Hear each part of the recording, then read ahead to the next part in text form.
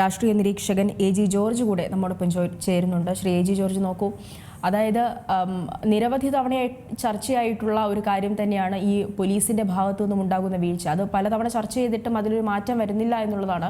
ഇപ്പോൾ ഈ കൊടിസുനിക്ക് അടിയന്തര പരോൾ ലഭിച്ചതാണ് ഇവിടുത്തെ വിഷയം. എന്നാൽ പോലും കഴിഞ്ഞ ദിവസം നടന്ന ഒരു സംഭവം, ഈ മൂന്ന് പ്രതികൾ പോലീസിന്റെ സാന്നിധ്യത്തിൽ മദ്യപിച്ചത്, അതിൽ കൊടിസുനിയും ഉൾപ്പെടുന്നുണ്ട്.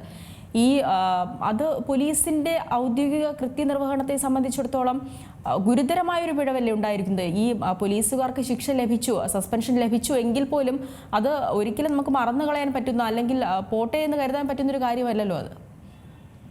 ആവണി, ഇപ്പോൾ ഇടതുപക്ഷ ജനാധിപത്യ സർക്കാർ അധികാരത്തിൽ വന്നതിന് ശേഷം ജയിലിന് പുറത്ത് കഴിയുന്നതിനേക്കാൾ സുഖം ജയിലിനകത്ത് കഴിയുന്നതാണ് എന്നൊരു സാഹചര്യം ആണ് ഉരുത്തിരിഞ്ഞു വന്നിരിക്കുന്നത്.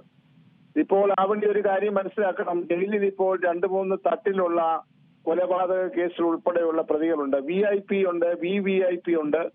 ഇവരെല്ലാം കൊലക്കേസിലും പിടിച്ചുപറിയിലും കഞ്ചാവ് കടത്തിലും ഒക്കെ കേസിൽ പ്രതികളായിട്ടുള്ള ആളുകളാണ്, ജയിൽ ശിക്ഷ അനുഭവിക്കുന്നവരാണ്. എന്നാൽ അവർക്കൊക്കെ ലഭിക്കുന്ന ചില പ്രത്യേക ആനുകൂല്യങ്ങൾ, അതിൽ ചിലർക്ക് ലഭിക്കുന്ന പ്രത്യേക കൊടിസുനിയെ പോലെയുള്ള VVIP ക്രിമിനൽ കേസിൽ കൊലപാതക കുറ്റം ചെയ്തിട്ടുള്ള ആളുകൾക്കൊക്കെ ലഭിക്കുന്ന പരിഗണന പുറത്തുള്ള എന്നെയും ആവണിയെയും പോലുള്ളവർക്ക് കിട്ടുന്നതിനേക്കാളൊക്കെ വളരെ വലുതാണ് എന്ന സത്യമാണ് ഇപ്പോൾ ഒടുവിൽ വെളിയിൽ വന്നിരിക്കുന്നത്. ഇതിന്റെ ഒരു പശ്ചാത്തലം ഞാൻ വിസ്തരിച്ച് പറയാൻ ശ്രമിക്കുന്നില്ല. ഈ കൊടിസുനിയെ സംബന്ധിച്ചിടത്തോളം മാർക്സിസ്റ്റ് കമ്മ്യൂണിസ്റ്റ് പാർട്ടിക്ക് ഒരു കാലത്തും തള്ളി പറയാൻ കഴിയുന്ന ഒരു പ്രതിയല്ല.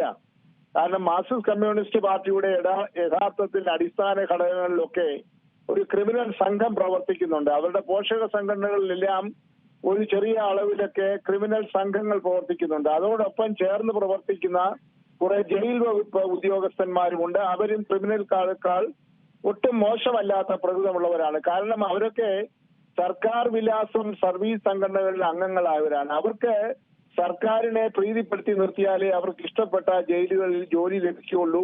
അവർക്ക് ഇഷ്ടപ്പെട്ട സ്ഥലവുമായിട്ടുള്ള ആളുകളുമായി ചങ്ങാത്തം ഉണ്ടാക്കാനായി സാധിക്കുകയുള്ളൂ. അതിലൂടെയൊക്കെ ഉണ്ടാക്കിയിരിക്കുന്ന അവിഹിത ബന്ധങ്ങൾ, അതിലൂടെ അവർ സ്വരൂപിക്കുന്നതായ ഒരു സ്വത്തുക്കളൊക്കെ ആർക്കും തന്നെ കണ്ടുപിടിക്കാൻ കഴിയാത്ത അവസ്ഥയിലേക്കാണ് ആവണി കാര്യങ്ങൾ നീങ്ങിപ്പോകുന്നത്. ഇവിടെ കൊടിസുനിയുടെ കാര്യം നോക്കണം. ഇയാൾ തവനൂർ ജയിലിലായിരുന്നു കിടന്നിരുന്നത്. വലിയ സമ്മർദ്ദത്തിന്റെ ഫലമായിട്ടാണ് തവനൂർ സെൻട്രൽ ജയിലിൽ നിന്ന് ഇയാളെ കണ്ണൂർ സെൻട്രൽ ജയിലിലേക്ക് മാറ്റിയത്. കണ്ണൂർ സെൻട്രൽ ജയിൽ ഇതിനോടകം തന്നെ ഏതാണ്ട് ലോക പ്രശസ്തമായിട്ടുണ്ട്. കാരണം ഏറ്റവും അധികം കൊടും ക്രിമിനലുകൾ പാർക്കുന്നതായിട്ടുള്ള ഒരു ജയിലാണ്. പ്രത്യേകിച്ച് മാർക്സിസ്റ്റ് കമ്മ്യൂണിസ്റ്റ് പാർട്ടിയുടെ തട്ടകമായ കണ്ണൂർ ജില്ലയിലാണ്. അവിടെ ഇപ്പോഴും ഈ ജയിൽ പുള്ളികളൊക്കെ അവിടുത്തെ പാർട്ടി സഹാക്കളുമായി പലതരത്തിലുള്ള ബന്ധം പുലർത്തുന്നുണ്ട്. കൊടിസുനിയുടെ പശ്ചാത്തലം, കൊടിസുനി ജയിലിനകത്ത് മൊബൈൽ ഫോൺ യഥേഷ്ടം ഉപയോഗിക്കുന്ന ആളാണ്. അദ്ദേഹത്തിന് മദ്യവും മയക്കുമരുന്നും ഒക്കെ കൃത്യമായി കൊടുക്കുന്ന ആളുകളുണ്ട്. അദ്ദേഹത്തിന്റെ സന്ദർശിക്കാനെന്ന പേരിൽ സഹാക്കളെ വിട്ട് അദ്ദേഹത്തിന് യഥേഷ്ടം അത് ലഭിക്കുന്നുണ്ട്. ഏറ്റവും ഒടുവിലാണ് ഈ പരോൾ സംഭവം. കഴിഞ്ഞ 21-ാം തീയതിയാണ് അദ്ദേഹത്തിന് 15 ദിവസത്തിൽ പരോൾ കൊടുത്തത്. അതിനിടയ്ക്ക് മറ്റൊരു കേസിൽ പ്രതിയായിരുന്ന മാഹി കൊലക്കേസിൽ പ്രതിയായതിന്റെ പേരിൽ ഇയാളെയും തലശ്ശേരി കോടതിയിലേക്ക് കൊണ്ടുപോയപ്പോഴാണല്ലോ 3 പോലീസ് യജമാനന്മാർ ഇദ്ദേഹത്തിന് കീഴ്പ്പെട്ടുകൊണ്ട് ഇദ്ദേഹത്തെ സല്യൂട്ട് അടിച്ചിട്ട് ഇദ്ദേഹത്തെ ഹോട്ടലിൽ കയറ്റുന്നു. ഇദ്ദേഹത്തിന് മദ്യം കൊടുക്കാനായി വേറൊരു ഷാഫി എന്ന് പറയുന്ന പരോളിലിറങ്ങിയ മറ്റൊരു കൂട്ടുപ്രതിയോട് ചേർന്നുകൊണ്ട് മദ്യസൽക്കാരം നടക്കുമ്പോഴൊക്കെ കാഴ്ചക്കാരായിട്ട് ഈ ജയിൽ ഉദ്യോഗസ്ഥന്മാരും പോലീസുകാരും കൂടെ നിൽക്കുകയാണ്. കാരണം ഈ കൊടിസുനി എന്ന് പറയുന്നത് ഞാൻ നേരത്തെ പറഞ്ഞ പോലെ ഒരു സാധാരണ കൊലക്കേസ് പ്രതിയൊന്നുമല്ല. അദ്ദേഹം ഒരു VVIP പദവിയുള്ള ഒരു പ്രതിയാണ്. അപ്പൊ അദ്ദേഹത്തെ സംരക്ഷിക്കേണ്ടത് പാർട്ടിയുടെ ചുമതലയാണ്.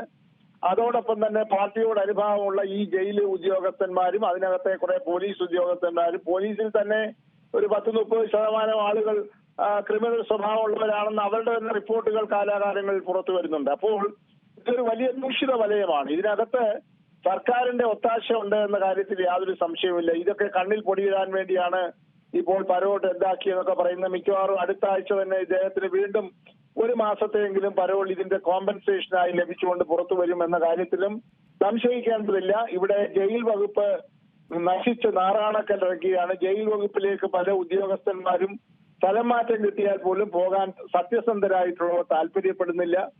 DGPമാരെയൊക്കെ സംബന്ധിച്ചിടത്തോളം ഏതാണ്ട് ഒരു പണിഷ്മെന്റ് ട്രാൻസ്ഫർ പോലെയാണ് ഈ ജയിലിന്റെ ചുമതലയിലൊക്കെ ചിലരെ മാറ്റുന്നത്. അതൊക്കെ നമ്മൾ കണ്ടതാണ്. അതിനെക്കുറിച്ചൊന്നും വിസ്തരിച്ച് പറയുന്നില്ല. കാരണം ആർക്കും താല്പര്യമില്ലാത്ത ഒരു വകുപ്പായി ഇത് മാറിയിരിക്കുന്നു. എന്നാൽ മാർക്സിസ്റ്റ് കമ്മ്യൂണിസ്റ്റ് പാർട്ടിക്ക് വളരെയേറെ താല്പര്യമുണ്ട്. ബഹുമാനപ്പെട്ട മുഖ്യമന്ത്രി തന്നെയാണ് ഇതിന്റെയൊക്കെ ചുമതല, ഈ വകുപ്പിന്റെയൊക്കെ ചുമതല വഹിക്കുന്നത്. അപ്പൊ അദ്ദേഹത്തിന് തീർച്ചയായും കണ്ണൂരെ ജയിലിൽ ആരൊക്കെ കിടക്കണം, എത്ര ദിവസം പുറത്തിറങ്ങണം. നമുക്കറിയാമല്ലോ, ഇതിനേക്കാൾ കുപ്രസിദ്ധമായ ഒരു കൊലക്കേസ് പ്രതിയായ ഒരു വനിതയ്ക്ക്, ചെങ്ങന്നൂർ കാരണവർ കേസിൽ പ്രതിയായിട്ടുള്ള ഒരു വനിതയ്ക്ക് 14 വർഷം കഴിഞ്ഞപ്പോൾ ജീവപര്യന്തം തടവിന് ശിക്ഷിക്കപ്പെട്ട അവർ പുറത്തായിരിക്കുകയാണ്. അവരെ പുറത്താക്കാനായി രാഷ്ട്രീയ രംഗത്തൊക്കെ വലിയ ഉന്നതന്മാരായ നേതാക്കളാണ് പുറകിൽ പ്രവർത്തിച്ചതെന്നൊക്കെ നമുക്കറിയാം. അവർ ജയിലിൽ കിടന്ന് പുറത്തിറങ്ങാനുള്ള ഉത്തരവ് വരുന്നതിന് മുൻപ് തന്നെ ഒരു കൂട്ടുപ്രതിയെ ആക്രമിച്ച ഒരു കേസ് ഇപ്പോഴും നിലനിൽക്കുകയാണ്.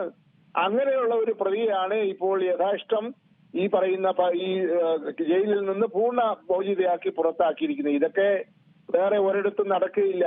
ഈ പറയുന്ന ഇടതുപക്ഷ സർക്കാർ ഇങ്ങനെയുള്ള ക്രിമിനലുകളെയൊക്കെ പ്രോത്സാഹിപ്പിക്കുന്നിടത്തോളം കാലം ഇത് വലിയ വലിയ ഗുരുതരമായ പ്രതിസന്ധിയാണ് ഈ സംസ്ഥാനത്ത് ഉണ്ടാക്കാൻ പോകുന്നത്.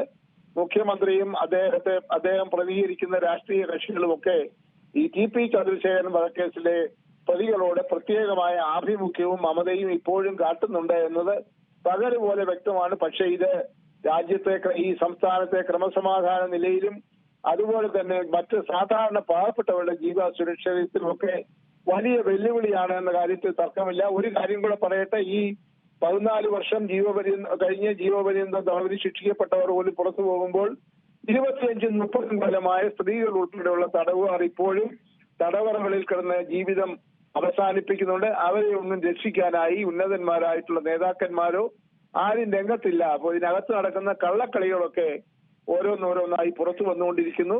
വലിയ ഒരു ഭീഷണിയാണ് സമാധാനമായി ജീവിക്കുന്ന സമൂഹത്തിന്റെ മുന്നിൽ ഇപ്പോൾ ഉയർന്നു വന്നുകൊണ്ടിരിക്കുന്നത്. അതുകൊണ്ട് ഇതിൽ കുറ്റക്കാരായിട്ടുള്ള ആളുകളെ മാതൃകാപരമായി ശിക്ഷിക്കണം. ഏതായാലും ഒരു 10 മാസം കഴിയുമ്പോൾ ഈ സംസ്ഥാനത്ത് ഒരു രാഷ്ട്രീയ മാറ്റം ഉണ്ടാകുമ്പോൾ കാര്യങ്ങൾ ഭേദപ്പെടുമെന്ന് പ്രത്യാശിക്കാൻ മാത്രമേ എന്നെ പോലെയുള്ള സാധാരണക്കാർക്ക് കഴിയുന്നുള്ളൂ. ശരി, വളരെയധികം നന്ദി ശ്രീ AG ജോർജ് പ്രതികരിച്ചതിന്. ഏറ്റവും പുതിയ വാർത്തകളും വിശേഷങ്ങളും വിരൽ തുമ്പിലറിയാൻ Zee മലയാളം ന്യൂസ് എല്ലാ ഡിജിറ്റൽ പ്ലാറ്റ്ഫോമുകളിലും ലഭ്യം.